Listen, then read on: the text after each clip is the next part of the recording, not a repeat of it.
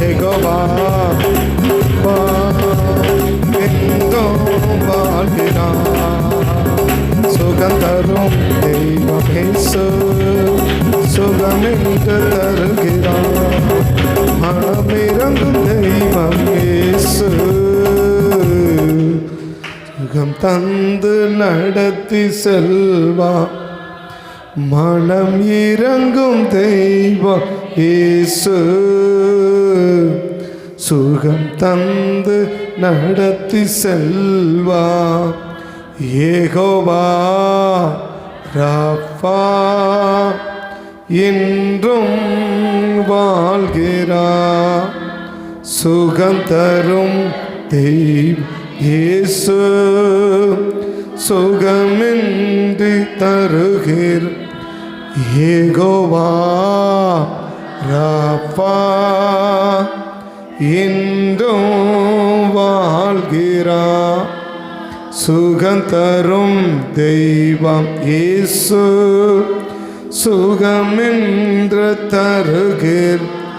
பேதுரு வீட்டுக்குள் நுழைந்தார். மாமி கரத்தை பிடித்து தூக்கினார். பேதுரு வீட்டுக்குள் நுழைந்தார். மாமி கரத்தை பிடித்து காய்ச்சல் உடனே அன்று நீங்கிட்டு அவள் கர்த்தர் தொண்டு செய்து மகிழ்ந்தார். காய்ச்சல் உடனே அன்று நீங்கிட்டு கர்த்தர் தொண்டு செய்து பேதுரு வீட்டுக்குள் நுழைந்தார். மாமி கரத்தை பிடித்து தூக்கினார். பேதுரு வீட்டுக்குள் நுழைந்தார். மாமி கரத்தை பிடித்து தூக்கினார்.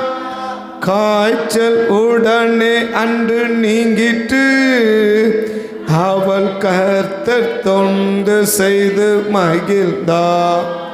காய்ச்சல் அவள் கர்த்தர் தொண்டு செய்து மகிழ்ந்தார்.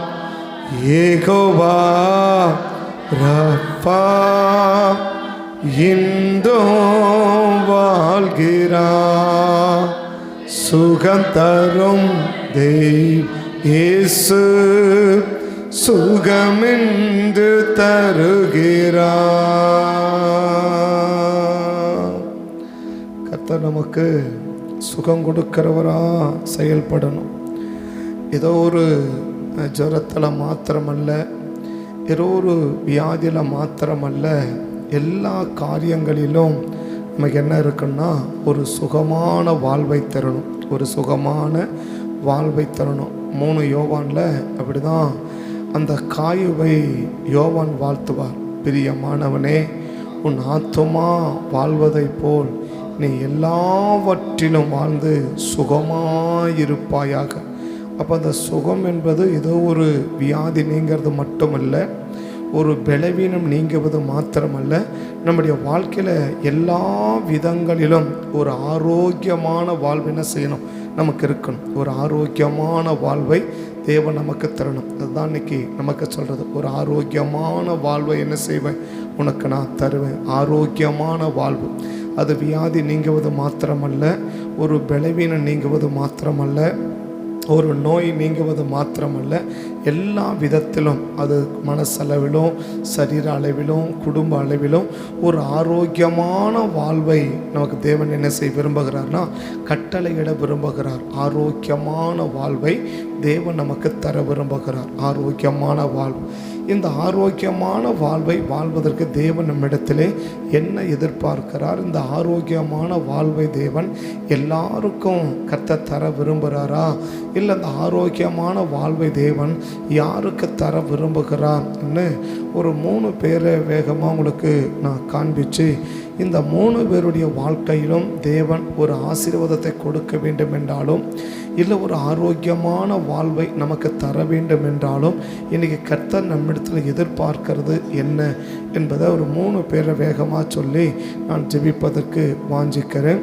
மார்க் எழுதின சுவிசேஷம் 1ஆம் அதிகாரம், மார்க் எழுதின சுவிசேஷம் 1ஆம் அதிகாரம் 28வது வசனத்தில் 27வது வசனத்திலிருந்து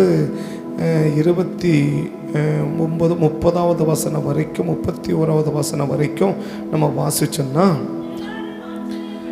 அங்கே ஆண்டவராக இயேசு ஒரு தேவாலயத்துக்குள் பிரவேசித்து அவர் பிரசங்கம் போதகம் பண்ணி கொண்டிருக்கிறார். அந்த போதகம் பண்ணி கொண்டிருக்கும் போது அங்கே பார்க்கும்போது அங்கே ஒரு அசுத்த ஆவியுள்ள ஒரு மனுஷன் அங்கே இருக்கிறார். அந்த அசுத்த ஆவியுள்ள மனுஷனுக்கு ஆண்டவர் பார்த்து கட்டளிடுறார், இவனை விட்டு புறப்பட்டு போ அப்படின்னு சொன்ன உடனே அது மிகுந்த சத்தம் என்ன செஞ்சிருச்சு, அவர் தேவனாகிய கர்த்தர் நீ பரிசுத்தர் என்று சத்தமிட்டு கூப்பிட்டு அவனை விட்டு என்ன செஞ்சா போயிடுச்சு. இதை கேட்ட உடனே 26வது வசனத்திலிருந்து உடனே அந்த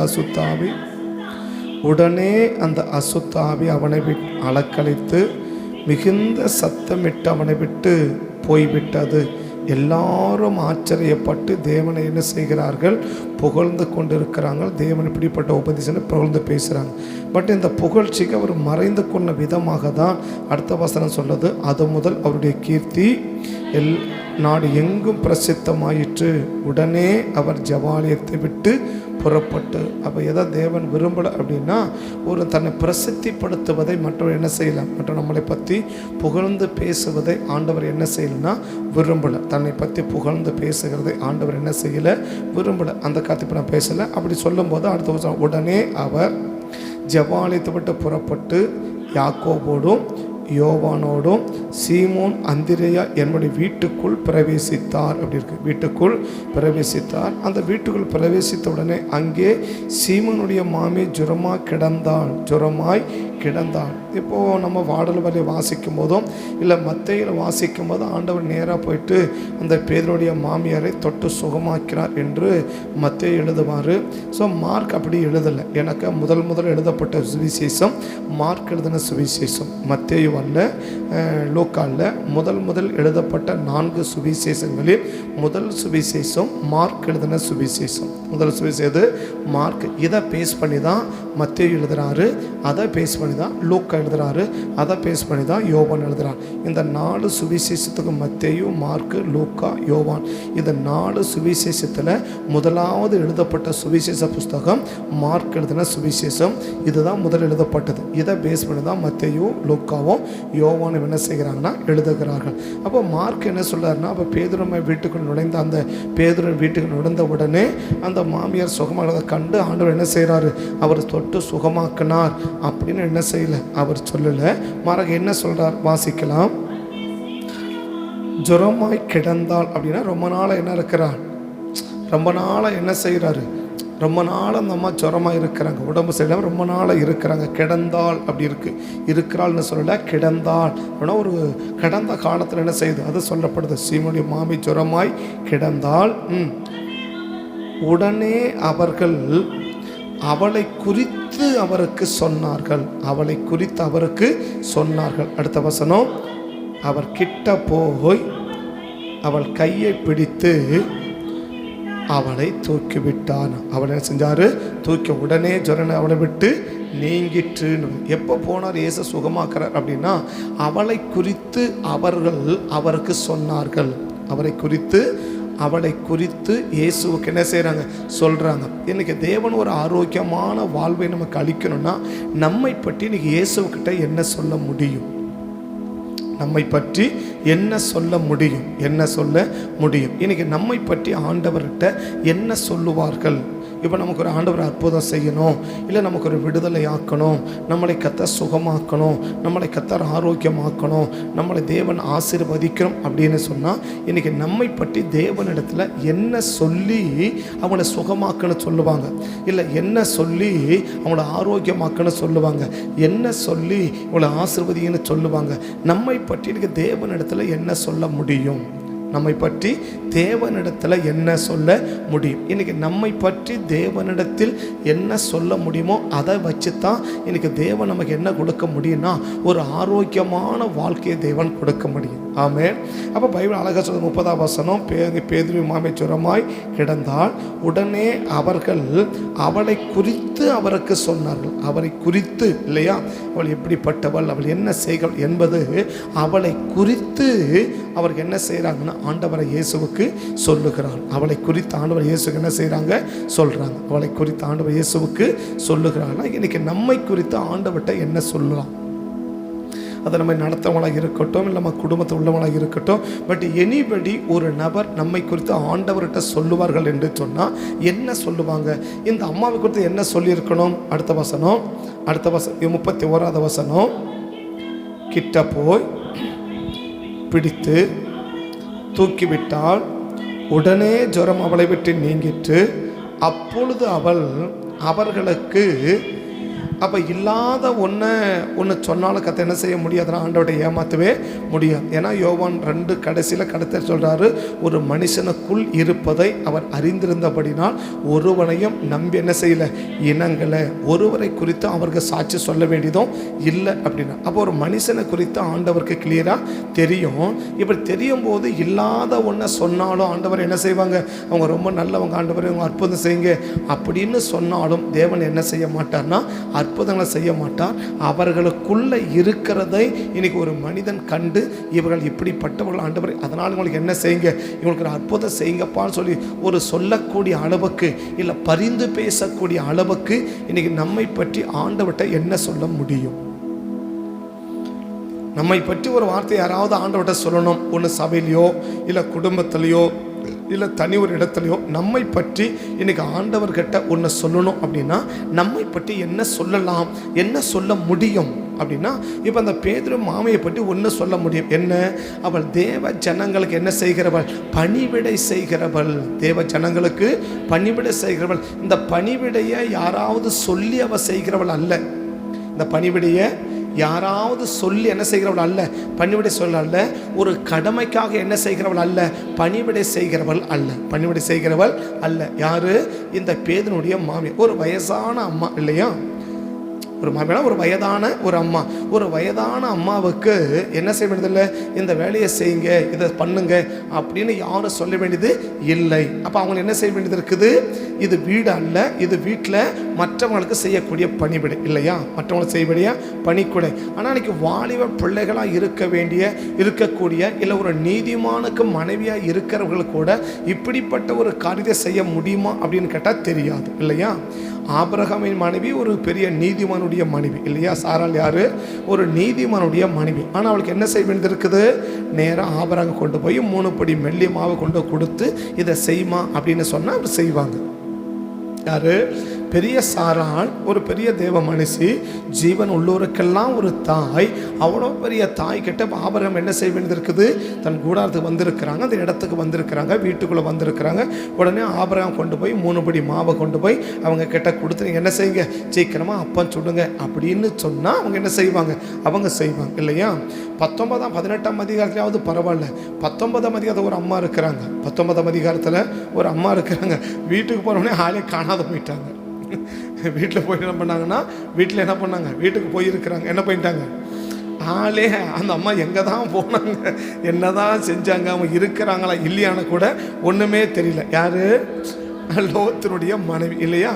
அங்கே 2 தேவதூதர் போயிருக்கிறாங்க இல்லையா. எங்கேயாவது பரவாயில்ல, கூடாரங்கள் தனியாக இருந்துச்சு. எங்கே? 18ஆம் அதிகாரத்தில் ஆபிரகாமுக்கு கூடாரம் தனியாக இருந்துச்சு, லோத்து கூட சரிங்களா, சாராளுக்கு கூடாரம் தனியாக இருந்ததுனால என்ன செய்ய முடியல. ஒருவேளை ஆபிரகாம் எடுத்து வந்தவங்க சாராளுக்கு தெரியாமல் கூட போயிருக்கலாம் இல்லையா.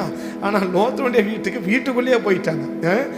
இன்னும் சொல்லப்போனால் அங்கேயாவது மத்தியானம் சரி எங்கேயாவது வெளியில் கூட என்ன பண்ணியிருக்கலாம், போயிருக்கலாம் அப்படின்னு சொல்லலாம். ஆனால் இப்போ போனது எங்கே, சாயங்காலம் எல்லா பெண்கள் எங்கே வந்துடுவாங்கன்னா வீட்டுக்கு வந்துடுவாங்க இல்லையா. அந்த வீட்டுக்குள்ள யார் போயிருக்கிறாங்க, 2 தேவ தூதர்கள் போயிருக்கிறாங்க. இவர் மாவு எடுக்கிறது அவர் தான், சப்பாத்தி தேய்க்கிறது அவர் தான், மாவு பேசுறது அவர் தான், அவர் தேய்க்கிறது அவர் தான், சுடுறது அவர் தான், கொண்டு கொடுக்கறது அவர் தான், சாப்பாடு சாம்பார் எல்லாம் கொண்டு செய்கிறது யார் தான்னா லோத்து தான் இல்லையா. ஏன்னா பைபிள் அழகாக சொல்லுது. 4ஆம் வசனத்துலேருந்து பார்த்தீங்கன்னா, 4ஆம் வசனத்துலேருந்து 19:4 பார்த்தீங்கன்னா, அவர்கள் மூணாம் வசனம் கூட கேட்டுக்கொண்டான், திரும்பி பிரவேசித்தார்கள். அவன் புளிப்பில்லா அப்பங்களை சுட்டு, அவன் புளிப்பில்லா அப்பங்களை அவர்கள் சொல்லல, அவன் இல்லையா? அடுத்த வார்த்தை அப்படி ஆரம்பிக்குது, அவர்களுக்கு விருந்து பண்ணினார்கள் சொல்லல, பண்ணினான் அப்படி இருக்கு இல்லையா? விருந்துனா நிறைய ஐட்டம் பண்ணணும், அதான் விருந்து இல்லையா? இந்த புதுசாக கல்யாணம் அவங்களுக்கு தான் என்ன வைப்பாங்க? விருந்து வைப்பாங்க. புதுசாக கல்யாணம் பொண்ணு மாப்பிள்ளைக்கு என்ன வைப்பாங்க? விருந்து வைப்பாங்க இல்லையா? அப்போ என்ன இருக்கும்? இலை போட்டு, தலைவாழை இலை போட்டு, அந்த இலை நிறைய என்ன பண்ணுவாங்க? அது பல ஐட்டங்கள் என்ன செய்வாங்கன்னா வைப்பாங்க. உங்களுக்கு யாரும் வைப்பில்லை அப்படின்னு பார்க்குறீங்க. இதுக்கு மேலே யாரும் வைக்க மாட்டாங்க, சரியா? அதெல்லாம் அப்பயோட முடிஞ்சு போச்சு. இதுக்கு மேலே யாரும் கூட வைக்க போகிறாங்க. அதனால் அப்படி விருந்து வைப்பாங்க. விருந்துனா அவங்க சாப்பிட முடியாத அளவுக்கு என்ன செய்வாங்க இருக்கும். அதில் தான் அதுக்கு பேர் தான் விருந்து. அப்படின்னா எத்தனை ஐட்டங்களை இந்த லோத்து பண்ணியிருக்கணும் அப்படின்னா, அந்த வீட்டுக்குள்ளே யார் இருக்கிறா? லோத்துடைய மனைவி இருக்கிறா, 2 பிள்ளைகளும் இருக்குது இல்லையா? லோத்து இருக்கிறா, அவனுடைய மனைவி, 2 பிள்ளைகள் இருக்குது. ஆனால் ஒரு ஆள் கூட என்ன செய்வே இல்லைன்னா, இந்த லோத்துக்கு ஒரு ஆள் சப்போர்ட் பண்ணுறதுக்கு ஒரு ஆள் கூட அங்கே இல்லை இல்லையா? மனுஷன் அவரே ஓடுறாரு, உட்காராரு, எல்லாம் பண்ணுறது அவர் தான். எல்லாம் முடிச்சுட்டு கடைசியாக சாப்பிடக்குள்ள அப்படி முடிச்சு அனுப்பிட்டாங்க. ஆனால் எங்கே போகிற மட்டும் அப்படின்னா, அந்த கையை பிடிச்சி வெளியில் போகிற வரைக்கும் இந்த அம்மா இருக்கிறான்னு கூட தெரியல. அந்த அளவுக்கு இருக்கிறாங்க. ஆனால் இங்கே ஒரு அம்மா இருக்கிறாங்க. யார் அவங்கன்னா? ஒரு வயதான தாயி. ஸோ ஒரு பெரிய வயதாக இருக்கணும். அவங்களுக்கு வீட்டுக்குள்ளே வந்திருக்கிறாங்க. கிட்டத்தட்ட ஒரு 4-5 பேர் வந்திருக்கிறாங்க. அப்படி கணக்கில் படி பேரை சொல்ல பார்த்தாலே ஒரு 5 பேர் கணக்கு ஆயிடுச்சு இல்லையா? யாக்கோபு, யோவான், பேதுரு, அந்திரேயா ப்ளஸ் இயேசு இல்லையா? ஒரு 5 பேர் மட்டும் இருக்கவங்கள கிட்டத்தட்ட 12 பேர் வந்திருக்கோனாங்க இல்லையா? சீசன் எத்தனை பேர்? 12 பேர். அப்போ 12 பேர் இயேசோட ப்ளஸ் 13 பேர் வந்திருக்கிறாங்க. 13 பேருக்கு ஒரு வீட்டில் பணிவிடை செய்கிறதுன்றது எவ்வளவு ஈஸியான காரியம் நமக்கு தெரியும் இல்லையா? எவ்வளவு எளிதான காரியம். எத்தனை பேருக்கு? 13 பேருக்கு இல்லையா? 13 பேருக்கு ஒரு விருந்து பண்ணுறது எவ்வளோ ஈஸி அப்படின்றது ரொம்ப நமக்கு தெரியும் இல்லையா?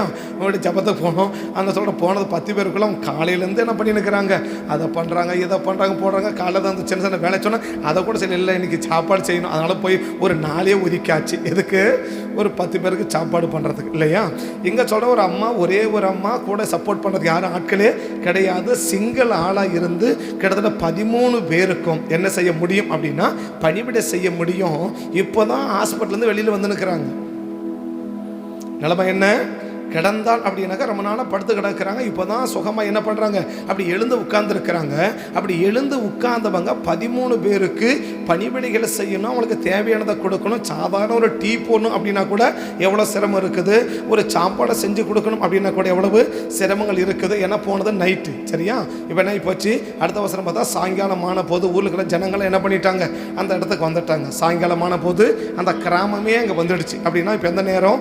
சாயங்கால நேரம். அப்போ ஒரு ஸ்நாக்ஸ் ஏதாவது கொடுக்கணும், இல்லை ஏதாவது டீ கொடுக்கணும், இல்லை ஒரு சாப்பாடு அரேஞ்ச் பண்ணி கொடுக்கணும். எனிபடி 13 பேருக்கு என்ன செய்கிறாங்கன்னா பணிவிடை செய்கிறாங்க. யாருமே சொல்லாமலே யாருமே கேட்காம இவங்க படுத்து கிடக்கிறாங்க. வீட்டுக்குள்ளே வந்தாச்சு, படுத்து கிடக்கிறாங்க. இவங்களுக்கு தெரியாது வந்தது எவ்வளோ பேர் தெரியாது, என்ன கொடுத்தாங்க, என்ன ஒன்றும் தெரியாது. இப்போ அவங்க யாரும் கேட்கல. என்னப்பா ஏதாவது டீ கொடுத்தீங்களா, ஏதாவது சாப்பிட்டீங்களா அப்படி அந்த அம்மா கேட்கல. அவங்க எழுந்த உடனே அவங்க வேலை என்ன செய்ய ஆரம்பிச்சிட்டாங்கன்னா அவங்க ஆரம்பிச்சிட்டாங்க. யார்? அந்த பேதுருடைய மாமி. அப்போ சீசனில் என்ன இவனை பற்றி சொல்லியிருக்கணும்? பேதுருடைய அதுவும் சீமோன் பேதுரு சொல்லியிருக்க வாய்ப்பு இல்லை. பைபிள் சொல்றது அவர்கள் அது முதல் அந்த 29 வசனம் உடனே ஜம்பாலயத்தை விட்டு புறப்பட்டு யாக்கோபோடும் அவனுடைய அந்த சீமோனுடைய வீட்டில் பிரவேசித்தார்கள். அங்கே சீமோனுடைய மாமி சும்மா கிடந்தால் உடனே அவர்கள் அவளை குறித்து. அப்போ எல்லாரும் ஒரே சாட்சியை ஒரு ஆளை பற்றி சொல்கிறது ரொம்ப கஷ்டம். நான் சொல்கிறேன், இன்றைக்கி வீட்டில் 2 பிள்ளைங்க இருக்கிறாங்கன்னா கணவனும் மனைவியும் பிள்ளைகளை குறித்து ஒரே சாட்சி சொல்ல முடியுமான்னு கேட்டால் முடியாது. நம்ம வீட்டில் நம்ம பிள்ளைங்க இருக்கிறாங்க. நம்ம பிள்ளைகளை குறித்து ஒரு மகளை குறித்து கணவனும் மனைவியும் ஒரே சாட்சி அப்படி சொல்ல முடியுமா அப்படின்னு கேட்டால் இன்றைக்கி முடியாதுன்றதை மறுக்க முடியாமல் சொல்லலாம். ஒருவேளை அப்பா நல்ல சாட்சி சொன்னால் அம்மா என்ன செய்ய முடியாது?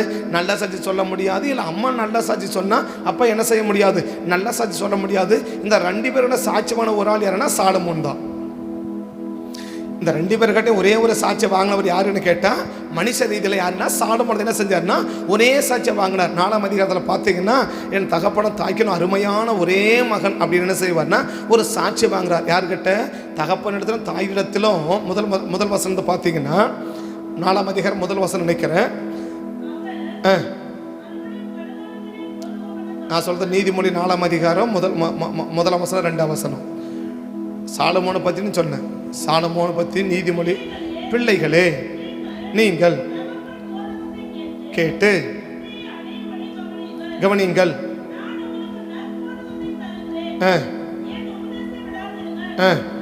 நான் என் தகப்பனுக்கு பிரியமான குமாரனும் என் தாய்க்கு மிகவும் அப்படின்னா 2 பேர்கிட்டையும் ஒரு நற்சாட்சி பெறுவது யாருன்னா ஒரு சாலமோன் தான் இல்லையா? அவர் யாரு? ஒரு ஞானமுள்ள பிள்ளைய இருக்கிறதுனால என்ன செய்ய முடியுது? 2 பேர்ட்டையும் ஒரு சாட்சியை பெற முடியுது.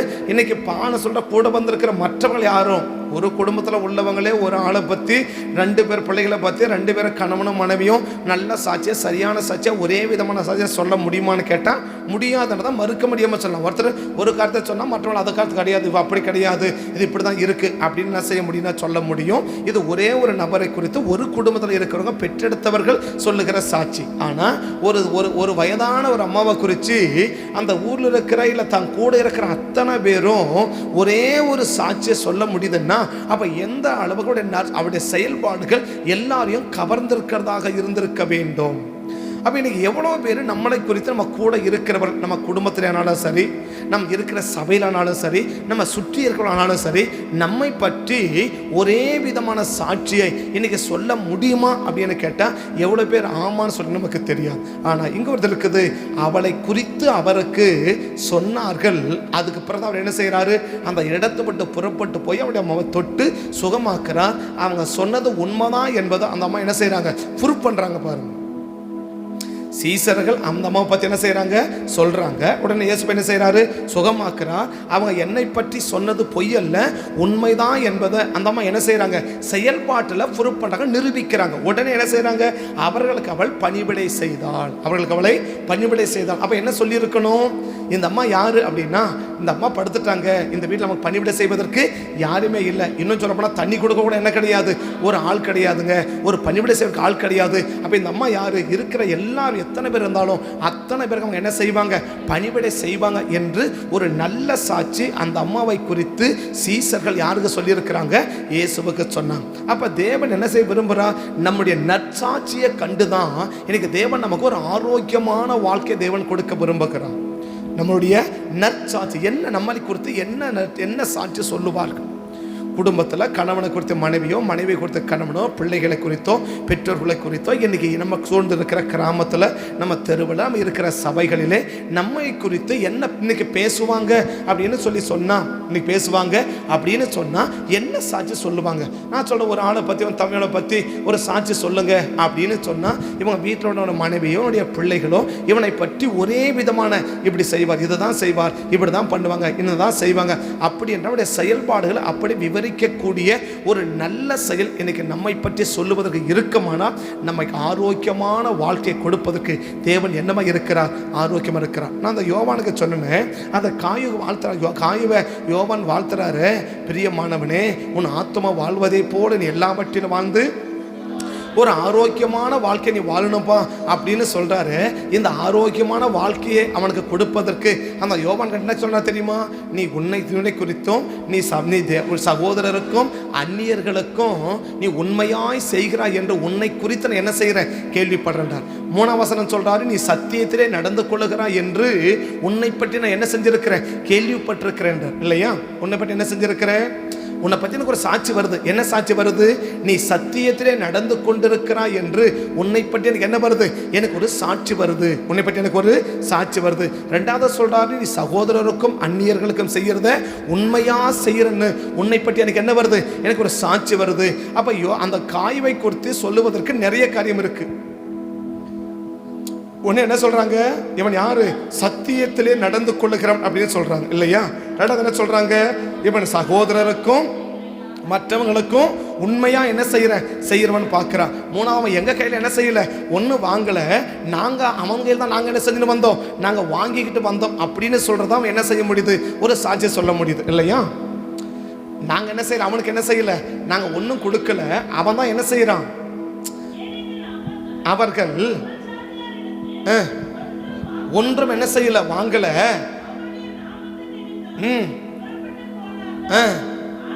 ஆகையா அப்படின்னா 3 கதை சொல்றாரு. ஒன்னு என்ன சொல்றாரு, ஒன்று சத்தியத்தில் நடக்கிற ஒரு சாட்சி அவனை பற்றி சொல்லப்படுது இல்லையா. அவனை பற்றி பேசுகிற மற்ற 3 பேர் தனியாக இருக்காங்க. பட் 2வது என்ன சொல்லப்படுது, அவன் சகோதரருக்கும் மற்றவங்களுக்கு உண்மையாக செய்கிறான். 3 என்ன சொல்கிறாரு, அடுத்தவங்களை ஒன்றும் என்ன செய்யலை, அவன் வாங்கலை.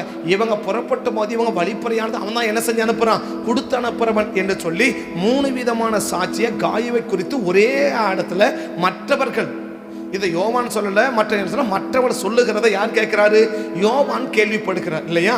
இன்னைக்கு நம்மளை பற்றி என்ன சாட்சி இன்னைக்கு நம்ம சொல்லுவாங்க, நம்மை பற்றி பேசணும், நம்மை பற்றி சொல்ல வேண்டும் என்றால் இன்னைக்கு நம்மளை பற்றி என்ன சொல்லுவார்கள், அந்த சொல்லுவதற்கான வாய்ப்புகள் இருக்குமானால் நிச்சயமாக தேவன் நமக்கு என்ன வாழ்வை கொடுக்க விரும்புகிறார், ஆரோக்கியம். அதை தான் முதல் ஆளை பார்த்தோம், பேதுருடைய மாமி. இவங்க யாரு, இவர்களை பற்றி அவங்களுக்கு என்ன இயேசுவுக்கு என்ன செய்யறாங்க, இயேசுகிட்டே சொல்றாங்க. அப்படின்னா அப்ப இயேசு எல்லாவற்றையுமே அறிந்தவர் இல்லையா. ஒரு மனுஷனுக்கு உள்ள என்ன இருக்குதுன்னே அறிந்தவர், அவன் என்ன பேச போறானே சொல்றவர் இல்லையா. தாவீது கூட சொல்லுவாரு, எப்பா அவரை பற்றி அவர்கிட்ட ஒன்று என்ன செய்ய முடியாது, மறைக்க முடியாது, நான் எங்கே போனாலும் அவர் என்ன செய்கிறாரு, இருக்கிறார் சொல்லுவான். இன்னும் சொல்ல போனால் என் வாயிலிருந்து வார்த்தை வர்றதுக்கு முன்னாடியே நான் என்ன பேசுவேன்னு அவருக்கு தெரியும்பா. அதனால நான் பேசின பிறகுல நான் பேசுறதுக்கு முன்னாடி என்ன தெரியும். அதனால தான் ஒருத்தர் அவன் உள்ள வார்த்தை இருக்கும்போதே வெளியே தள்ளி முடிச்சுட்டாரு. யார, நேபுகத்நேச்சரை சொன்னான், நான் பான் கட்டின மகா பாய்வன் அல்லவா என்று தன் வாயில் அவன் தன் இருதயத்தில் சொல்லி கொண்டு இருக்கும் போதே என்ன பண்ணிட்டாரு, சரிப்பா கீழே போப்பான்னு சொல்ல பண்ணி விட்டாரு. அப்படி தள்ளி விட்டுட்டாரு. அவர்கிட்ட போய் நம்ம என்ன செய்ய முடியாது, பேசினா கூட நிறைய பேருக்கு என்ன செய்ய முடியாதுன்னா கண்ணிக்க முடியாது இல்லையா. சில பேர் பேசுறாங்கன்னா அவங்க பேசுறது என்ன அர்த்தத்தில் பேசுறாங்க அப்படின்னு கூட என்ன செய்ய முடியாது. சில பேருடைய வார்த்தைகளை அவங்க பேசுகிற விதத்தை நம்ம என்ன செய்யவே முடியாதுன்னா புரிஞ்சிக்கவே முடியாது. அவங்க என்ன பேசுகிறாங்க, என்ன மனசில் வச்சுன்னு பேசுகிறாங்கிறத என்ன செய்யவே முடியாது, புரிஞ்சிக்கவே முடியாது. பேசுகிற வார்த்தையை நம்மளை புரிஞ்சிக்க முடியலன்னா அவரை சொல்கிறாரு, அவர் பேச வேண்டியதான் இல்லை, நீ பேச நினைச்சாலே போதும், நீ என்ன பேசுவேன்றது யாருக்கு தெரியும், அவருக்கு தெரியும். அதனால நீ அவர்களை ஒன்றும் ஏமாற்றவே முடியாது. இப்போ அப்படிப்பட்டவர்கிட்ட தான் இந்த அம்மாவை பற்றி சொல்கிறாங்க. ஒன்றும் தெரியாதவங்க பற்றி என்ன செய்யலை, யாரும் ஒன்றுமே தெரியாதவரை பற்றி முதல் முறையாக பார்க்குறாங்க, அந்த அம்மா சூப்பர் அப்படி இப்படின்னு சொல்லியிருந்தா, ஓ அப்படியா, அப்படியே சொல்கிறது அப்படியே என்ன செய்யலாம், அப்படியே நம்பிக்கலாம் இல்லையா. ஒரு ஆடு சொல்கிறதா அது உண்மைதானா அப்படி இருக்குமான்றதுக்கு நம்ம கெஸ் பண்ண முடியாது. சொன்னால் என்ன செய்வோம், அப்படியே நம்ம நம்பிக்கிற ஆட்களும் இன்னைக்கு இருக்கிறோம் இல்லையா. ஒன்று சொன்னால் என்ன செய்கிறாங்க, அப்படியே நம்புறவங்க. அப்படியே இது இப்படி நடக்குமா, இது இப்படி செய்யறதுக்கு வாய்ப்பு இருக்கா, இது சாத்தியமா அப்படின்னு சொல்லி ஒரு அப்படி உள்ள போய் கூட கொஞ்சம் யோசனை பண்ணிட்டு வெளியே வரலாம். அந்த மாதிரி கூட இல்லை. ஒன்று சொன்னால் அப்படியே நம்பிக்கிறவங்க என்ன செய்யறாங்க, இருக்கிறாங்க. நிறைய பேர் இப்படி இருக்காங்க. அப்படி இருக்க வாய்ப்பு இல்லை, என்னதான் பார்க்கலாமே அப்படின்னு சொல்லி ஆராய்ஞ்சு பார்த்து நம்புறவங்களும் இருக்கிறாங்க இல்லையா. பேதுரு யாரு அப்படின்னா அப்படி சொன்னவனே ஓகே அப்படி நம்பிக்குவார் இல்லையா.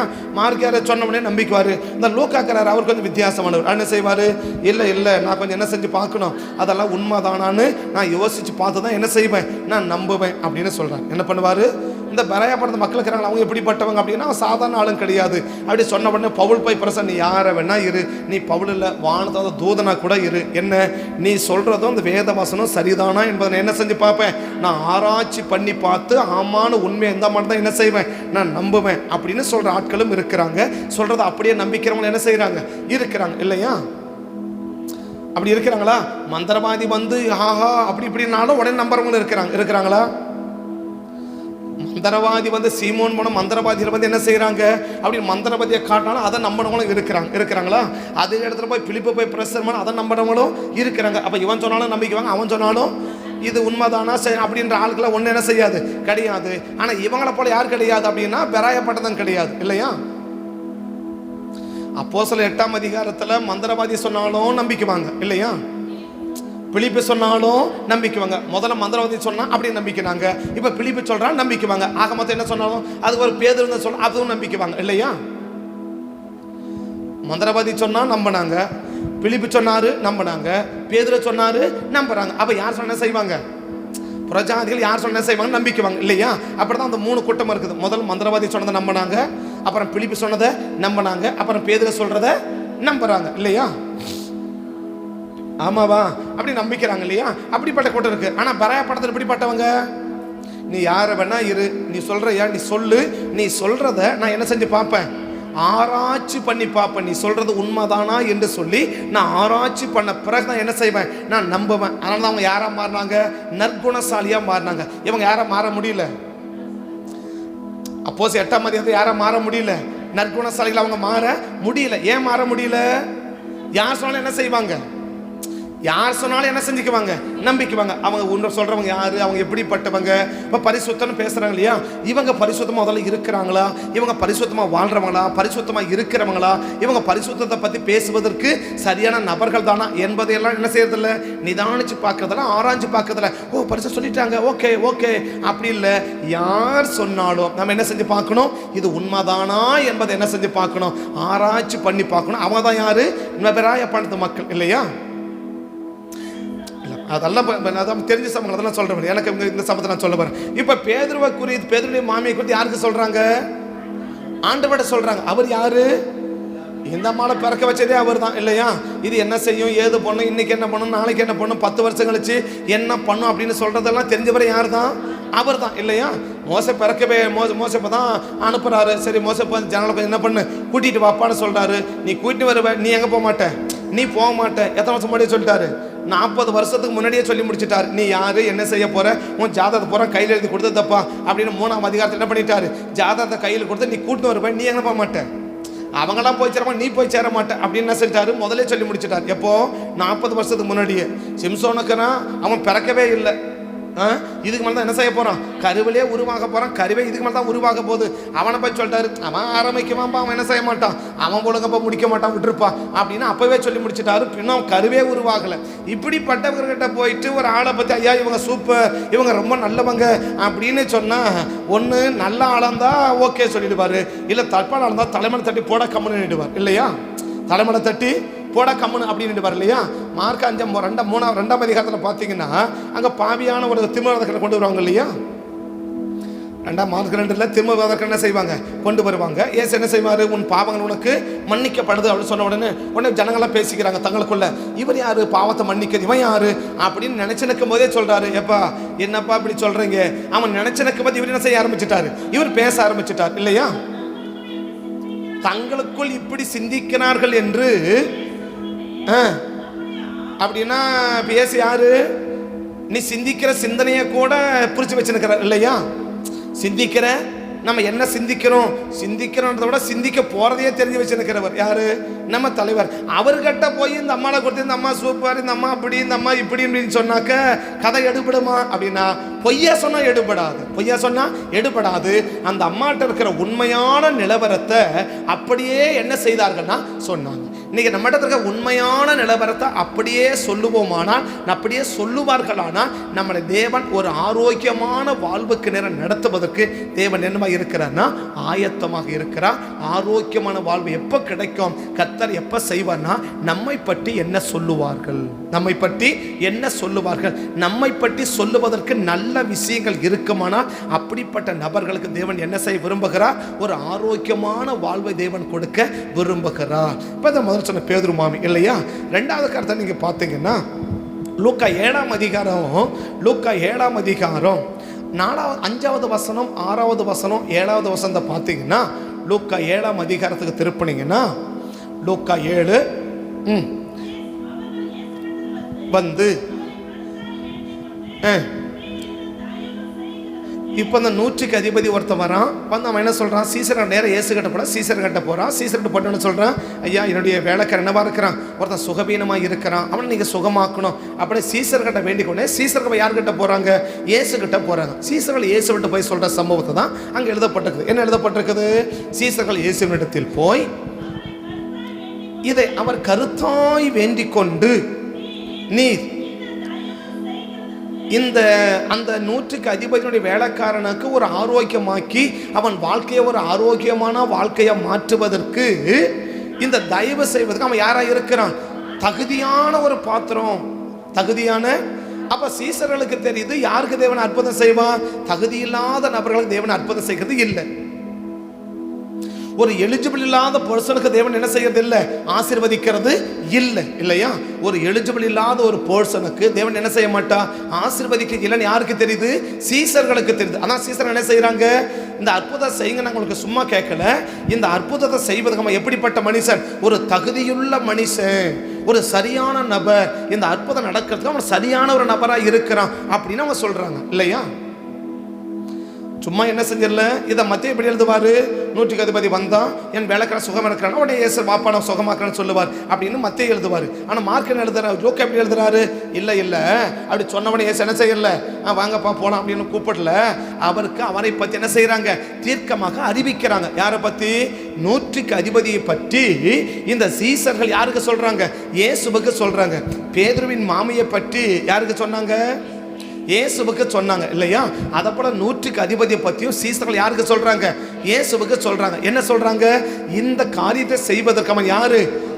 ஒரு பாத்திரவானா இருக்கிறான். அவன் பாத்திரவானா இருக்கிறான். அப்போ ஒரு தகுதியான நபரை என்ன செய்யறான்? இருக்கிறான் அப்படின்றார். தகுதியான நபரா இருக்கிறான். என்னப்பா தகுதி அப்படின்னு ஆண்டவர் கேட்டா விளக்குறார் பாருங்க, வாசிக்கலாம். அவன் நம்முடைய ஜனங்களை நேசிக்கிறான் அப்படின்றார். நம்முடைய ஜனங்களை என்ன சொல்றாரு? எதை வச்சு சொல்றீங்க? ஆண்டவர் ரொம்ப நேசிக்கிறாங்க, ரொம்ப பாசமாக்குறாங்க. உடனே கேட்கிறார், எதை வச்சு சொல்றீங்க? எதை வச்சு? அப்ப தேவன் என்ன செய்ய முடியாது? அழகா ஒரு வார்த்தையை சொல்லிட்டு வெளியே வந்துட முடியாது. ஏதோ ஒரு வார்த்தை மட்டும் என்ன பண்ண சொல்லிட்டு என்ன பண்ண முடியாது. இவங்க ரொம்ப நல்லவங்க ஆண்டவர். உடனே கேட்பார், எதை வச்சு சொல்ற? இவங்க ரொம்ப யாரை சொல்ற? இவங்க எப்படி சொல்ற? எதை வச்சு சொல்ற? என்ன காரியத்தை வச்சு சொல்ற? எதை பார்த்து இவங்க ரொம்ப நல்லவங்கன்னு சொல்ற? அப்படின்லாம் துருவி என்ன செய்யறவரு? ஏசு எப்படி அப்படி என்ன செய்ய துருவி என்ன பண்றவரு? அதனால தான் முதலே சொல்றாங்க, நீங்க கேட்காதுங்க, நாங்களே என்ன பண்ணிடுறோம், நாங்களே சொல்லிடுறோம். இந்த தயவு செய்வதற்கு அவன் யாரு? ஒரு பாத்திரவானா இருக்கிறான் அப்படின்னு சொல்லிட்டு உடனே அடுத்த கேள்வி புரிஞ்சுக்கிட்டாங்க. எதன பாத்திரமான் எப்படி சொல்ற அப்படின்னு கேட்பார்னா, இவன் நம்முடைய ஜனத்தை. உடனே அடுத்த கேள்வி, எப்படி சொல்ற? இல்ல, இந்த கேள்வி யார்கிட்ட இருக்குது? அதெல்லாம் நமக்கு அப்ப புரிஞ்சுக்கணும். அப்ப இயேசுவோட ஒரு அற்புதத்தை ஈஸியா வாங்கிட முடியாது. இயேசுவோட என்ன செய்ய முடியாது? அற்புதத்தை இன்னைக்கு நம்ம நினைக்கிறோம் இயேசுவோட அற்புதம் உண்மைதான், ஆனா அவ்வளவு சீக்கிரம் வாங்கிட முடியாது. எப்படி? அதுக்கு ஏற்றபடியெல்லாம் இருந்தா உடனே கிடைச்சிடும். ஏற்றபடியெல்லாம் இருந்தா அவர் விடுதலை கொடுக்கிறாருன்னா, சுகம் கொடுக்கிறாருன்னா, அதுக்கு ஏற்றபடியெல்லாம் இருந்தா என்ன ஆயிடும்? உடனே கிடைச்சிட்டு போயிட்டே இருந்துடும். அதுக்கு ஏற்றபடி இல்லைன்னா அவர் டிலே பண்ணிட்டே இருப்பார். அவர் என்ன பண்ணிருப்பாரு? ஒரு ஆளுக்கு அவ்வளவு சீக்கிரம் விடுதலை ஆக்க மாட்டார், தெரியுமா? நியாயாதிபதிகள் 2ஆம் அதிகாரம் கடைசி 2 வசனத்தை படிங்க. நியாயாதிபதிகள் 2ஆம் அதிகாரம் கடைசி 2 வசனத்தை படிங்க. நியாயாதிபதிகள் 2ஆம் அதிகாரம் கடைசி 2 வசனத்தை. நியாயாதிபதி எடுக்கிறது எவ்வளவு நேரம் வைக்கிறீங்க? தோத்துரும். நியாயாதிபதிகள் 2ஆம் அதிகாரம் 22, 23. அவருடைய பிதாக்கள் கர்த்தருடைய வழியை கவனித்தது போல அதிலே அவர்கள் நடக்கும்படிக்கு அவர்கள் அதை கவனிப்பார்களோ என்று இல்லையோ என்று சோதிப்பதற்காக எப்படி செய்வேன்? அடுத்த வசனம், அதற்காக கர்த்தர் அந்த அசுத்த ஆவிகளை ஒப்புக்கொடாமல், எனக்கு நிறைய பேர் சீக்கிரமா விடுதலை கொடுக்க மாட்டேங்கிறாரு. இன்னைக்கு நிறைய பேருக்கு தேவன் என்ன செய்ய மாட்டேங்கிறார்? உடனே என்ன செய்ய மாட்டேங்கிறாரு? விடுதலை கொடுக்க மாட்டேங்கிறார், சுகம் கொடுக்க மாட்டேங்கிறார். என்ன காரணம்? இதான் ரீசன். என்ன ரீசன்? அவனை கொஞ்சம் பார்க்கிறார், இவன் என்ன செய்வான்? இருப்பா, ரொம்ப அவசரப்படாத, அவன் எப்படிப்பட்டவன், என்ன செய்யலாம்? இவங்க முற்பிதாக்களை போல நான் சொல்ற வசனத்தை எல்லாம் கை கொண்டு அப்படியே நடப்பாங்களா, இல்லை இன்னைக்கு அப்படி நடக்கிற மாதிரி காட்டி நாளைக்கு பாய் பாய்ன்னு சொல்லிட்டு போயிடுவாங்களா அப்படின்னு என்ன செய்யறேன்? நான் கொஞ்சம் பார்க்கறதுனால என்ன பண்ணாத யோசுவா, கொஞ்சம் அமைதியா இரு, நான் பார்த்துக்கிறேன், கொஞ்சம் என்ன பண்ணு. யோசுவா கையில் ஒப்புக்கொடாமல் அவர்களை சீக்கிரமாய் துரத்தி விடாமலும் இருந்தார், இல்லையா? சீக்கிரமாய் துரத்தி விடாம என்ன செஞ்சாரு? அவன் அவஸ்தைப்பட்டு கிடக்கிற, இவர் விட்டு வச்சுட்டு உட்காந்துக்கிறாரா? எதுக்கு? இப்ப நம்ம என்ன சொல்லுவோம்? ஆண்டவரே அப்படி கெஞ்சும் இல்லையா?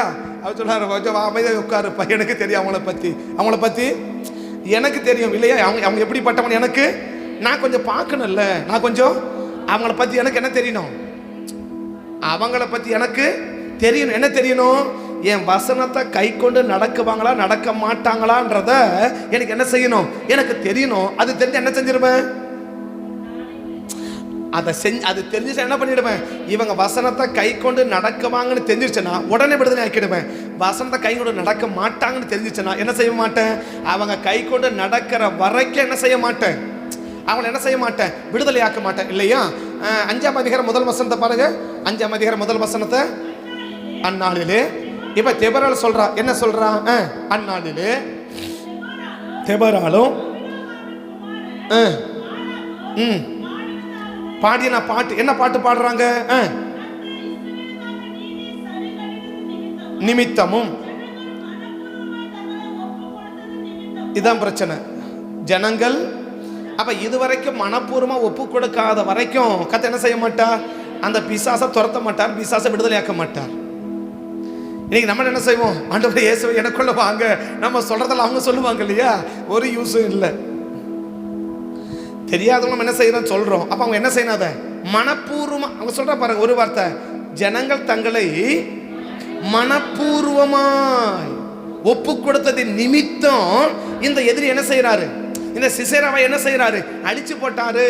4ஆம் அதிகாரத்துல சிசேராவை அழிக்கிறார் இல்லையா, யாபின் அத கானானி ராஜாவா யாபினையும் சிசேராவை என்ன செய்யறாரு, அழிச்சிட்டு 5ஆம் அதிகாரத்தையும் பாடுறாங்க. என்ன பாட்டு பாடுறாங்க, இது எப்படி நடந்துச்சு தெரியுமா, இது ஏன் இந்த சிசேராவை ஆண்டவர் அழிச்சார் தெரியுமா, ஜனங்கள் தங்களை மனப்பூர்வமாய் ஒப்பு கொடுத்தாங்க.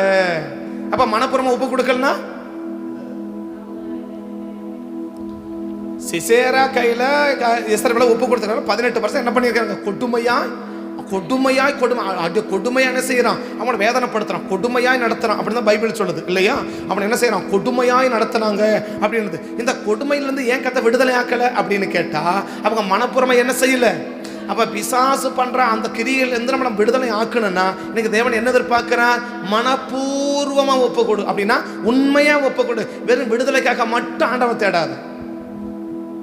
ஏன்னா நான் நம்ம சபையில் பார்ப்பேன், மேக்சிமம் பார்த்து என்ன சொன்னால், அந்த மனப்பூர்வமாக ஒப்புக்கொடுக்கிறவங்கள தான் கதை என்ன செய்கிறாரு, விடுதலையாக்குறாரு, அற்புதம் செய்கிறார், ஆஸ்வதிக்கிறார். சில பேர் பல மாதமாக வந்தால் கூட என்ன செய்ய மாட்டேங்கிறன்னா விடுதலை ஆக்கலாம். எனக்காக வருத்தமாக இருக்கும், என்னது என்ன ஆண்டவர் இப்படி இருக்கிறாங்க, இவங்களும் 4 பேர் வந்தால் வெளியே போயிட்டு என்ன பண்ண அப்படின்னு அவருக்கு தெரியுது. என்ன தெரியுது, இவங்க மனப்பூர்வமாக என்ன செய்யலை. அதை தான் தெபரால் படுறாங்க. இந்த ஜனத்துக்கு ஏன் இவ்வளோ பேர் அற்புதம் செஞ்சார் தெரியுமா, எஸ்எஸ்ஆர் கடை 900 இரும்பு ரதம் இருக்குது. எகிப்தை விட இவன் 300 ரதம் அதிகமாக வச்சிருக்கிறான். எகிப்தில் பார்வோன் கட்டியாவது 600 தான் பிரதான இரும்பு ரதம் இருந்துச்சு. யார்கிட்ட, பார்வோன் கட்ட பிரதானமான இரும்பு ரதம் 600 தான் இருந்துச்சு. ஆனால் இவன் கட்ட 900 இரும்பு ரதம் இருக்குது. யார்கிட்ட, இந்த சிசேரா கட்ட. எவ்வளோ பெரிய ஆளை சாதாரண என்ன பண்ணிட்டாரு, ஒரு யாகங்களை ஒப்பு கொடுத்து அழைச்சி காலி பண்ணிட்டாரு. என்ன காரணம் தெரியுமா, ஜனங்கள் மனப்பூர்வமா. அப்படின்னா ஜனங்க மனப்பூர்வமா ஒப்பு கொடுத்துட்டாங்கன்னா ஜெபிக்கிறவனுக்கு வேலை ரொம்ப கம்மி.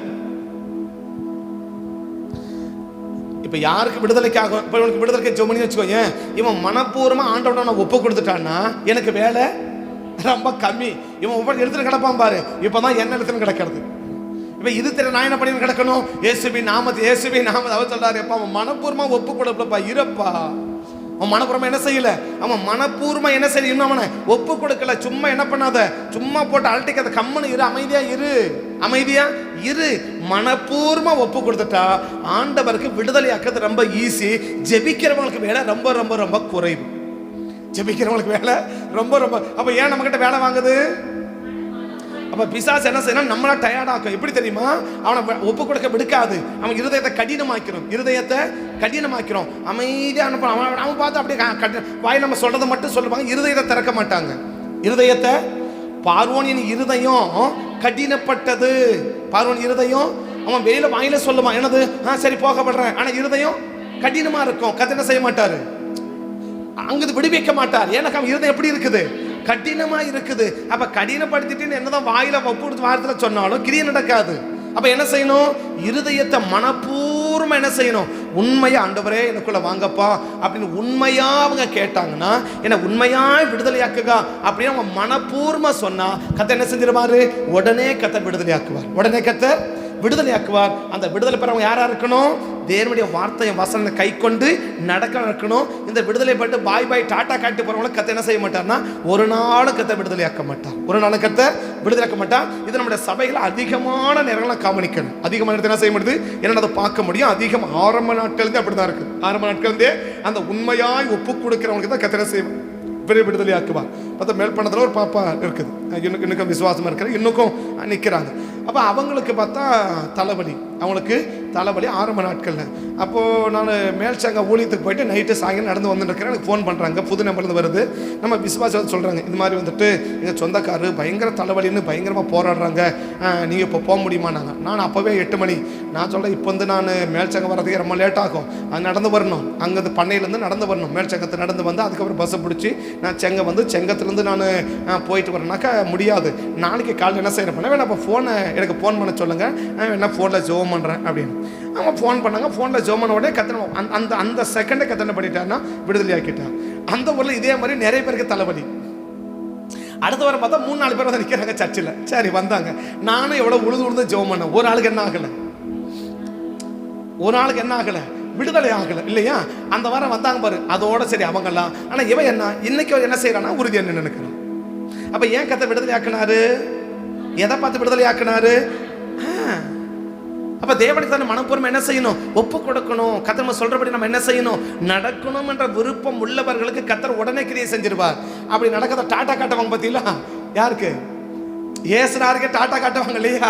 அப்படிப்பட்ட ஆளுக்கு நீ என்னதான் உழுது ஜெபம் பண்ணாலும், என்னதான் உபவாசம் பண்ணாலும், என்னதான் நீ கத்தி கதறினாலும் ஒரு கதையும் நடக்காது, அப்படியே இருப்பாங்க. ஏன்னாக்க அவர் தான் சொல்றாரு, அவங்கள நான் கொஞ்சம் சோதிச்சு பார்க்கணும்ப்பா. அவங்களை கொஞ்சம் என்ன பண்ணி பார்க்கணும், நான் சொல்றபடியெல்லாம் நடப்பாங்களா நடக்க மாட்டாங்களான்றத நான் என்ன செஞ்சு பார்க்க, எனக்கு தெரியணும், அவங்கள பத்தி எனக்கு தெரியணும். நம்ம பண்ணல சொன்னா நம்மளை பத்தி யாருக்கு தெரியணும், நம்மளை பத்தி யாருக்கு தெரியணும், ஆண்டவருக்கு தெரியணும். நம்மளை பத்தி என்ன தெரியும் இன்னைக்கு?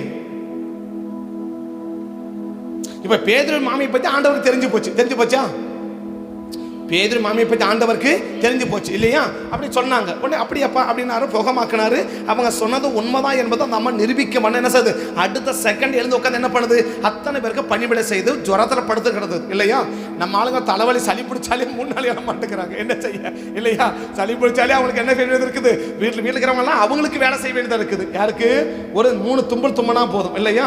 3.25 தும்பல் அப்படி வந்துச்சுன்னா போதும், உடனே பெட்ஷீட் இழுத்து இறங்க போத்திடுறாங்க. வீட்டில் இருக்கிறவங்களாம் அவங்களுக்கு என்ன செய்யணும், அவங்களுக்கு கொண்டு போய் கொடுத்து அது எழுமா எழு கண்ணு பொண்ணு அப்படி அவங்க சீராட்டணும் தாளாட்டணும், இப்படி எல்லாம் நடக்குது இல்லையா? இந்த அம்மாவுக்கு பல நாளாக ஜுரம் வந்து படுத்துன்னு கிடக்குது. அப்படி ஜுரம் அப்படி தொட்டாரு, ஜுரம் போச்சு, எழுந்து சமையல் கட்டு போய் உட்காந்துச்சு பாருங்க.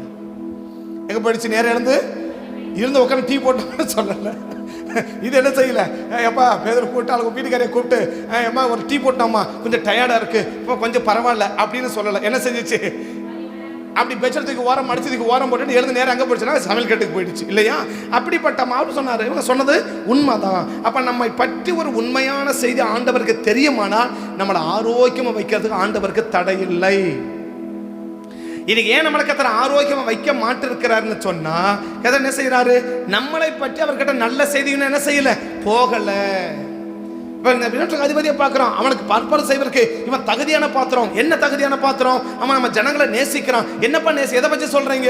நம்முடைய ஜனத்துக்கு என்னவா இருக்கிறான், ஒரு ஆலயத்தை கட்டி கொடுக்கிறான். எதுக்கு ஆலயத்தை கட்டி கொடுத்தறான்? இந்த ஆலயத்துக்கு வந்தால் ஜனங்களை என்ன செய்ய முடியும், ஆசீர்வதிக்க முடியும். திங்கட்கிழமை காலையில் செய்தியை பேசியிருக்கேன் சரியா? திங்கட்கிழமை காலையில் இந்த செய்தி 5 மணி ஜபத்தை பேசியிருக்கேன், முதல் செய்தியை பேசியிருக்காது. அப்போ தேவன் சொன்னான், நம்முடைய ஜனங்களை அவன் நேசிக்கிறான். ஏன் நேசிக்கிறான்? ஒரு ஆலயத்தை கட்டி கொடுத்துருக்கிறான். எதுக்கு ஆலயம் கட்டி கொடுக்கிறான்? இந்த ஆலயத்துக்குள் வந்தால் ஜனங்க என்னவா இருக்க முடியும், ஆசீர்வதிக்கப்பட முடியும். இங்க வந்த ஒரு பையனுக்கு தான் என்ன ஓட்டினாரு, பிசாசை துரத்தினாரு. இங்க வந்து ஒரு அம்மாவுக்கு என்ன பண்ணாரு, பலவீனத்தை நீக்கினாரு, தலைநிமிர வச்சாரு, அற்புதம் செஞ்சாரு, அதிசயம் செஞ்சாரு. இங்க வந்து அநேகர் என்ன செஞ்சாங்க, ஆசீர்வதிக்கப்பட்டாங்க. அப்ப அந்த 100க்கு அதிபதி தெரியுது, இந்த ஜனங்கள்லாம் ஆசீர்வதிக்கப்படும்னா இவனுக்கு என்ன செய்யலாம். அப்ப அவனை பற்றி ஒரு நல்ல செய்தி என்ன செய்யுது, ஆண்டவர்கிட்ட போகுது. உடனே என்ன செய்கிறார், ஓகே அப்படின்னு சொல்லி அப்படியே தேவன் என்ன செய்கிறார்னா அற்புதம் செய்கிறார் இல்லையா? ஒன்னு பேதுரு மாமிக்கு சுகமா ஆரோக்கியமா வாழ்க்கை கொடுத்தார். ஏன் கொடுத்தார்? அவளை பற்றி ஒரு நல்ல செய்தி அவர் காதுக்கு போச்சு. ரெண்டாவது என்ன, இந்த 100க்கு அதிபதி இல்லையா, இவனை பற்றி ஒரு நல்ல செய்தி ஆண்டவருக்கு போகுது. அதனால என்ன செய்ய முடியுது, அவளை சுகமாக்க முடியுது இல்லையா?